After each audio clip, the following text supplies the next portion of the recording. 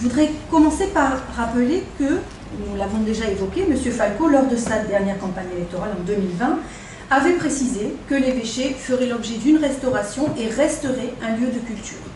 Il me semble que, dans cette majorité, vous êtes redevable de cet engagement.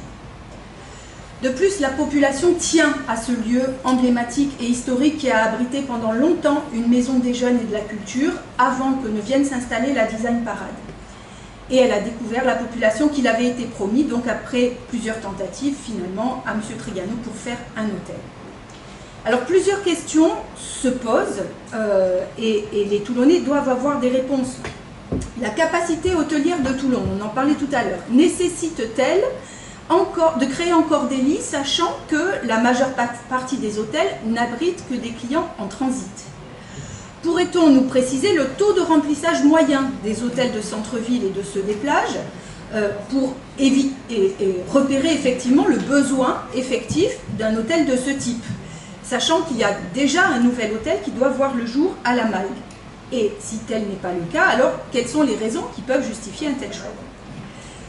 Car l'évêché et Castelchabre sont des lieux emblématiques de la vie toulonnaise, autour de son marché Lafayette, des lieux où sont pratiquées depuis des années, naturellement, la mixité sociale, des lieux où toutes les origines se sont côtoyées depuis plus de 100 ans. Et au-delà de l'intérêt patrimonial de l'évêché, qui est absolument certain, se forme là une opportunité de création d'un pôle de rencontres interculturelles qui permettrait à chacun de trouver sa place dans la ville. Alors vous allez me dire, puisque cela a déjà été évoqué, que ce n'est pas raisonnable, que la ville n'a pas les moyens d'investir pour un projet de rénovation de cette ampleur. Mais le siège épiscopal est inscrit sur la liste des monuments historiques depuis juillet 1991 et cela permet un certain nombre d'avantages. De plus, brader son patrimoine au plus offrant, est-ce plus raisonnable?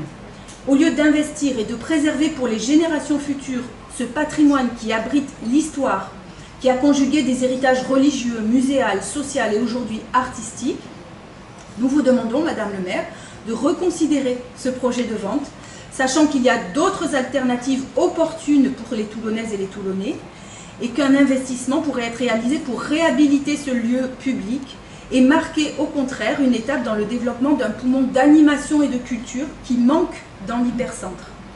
Un tel lieu renforcerait en outre l'activité commerciale grâce aux retombées des activités culturelles et sociales. L'édification d'un hôtel ne peut pas avoir ce type d'impact et n'améliore pas la vie quotidienne.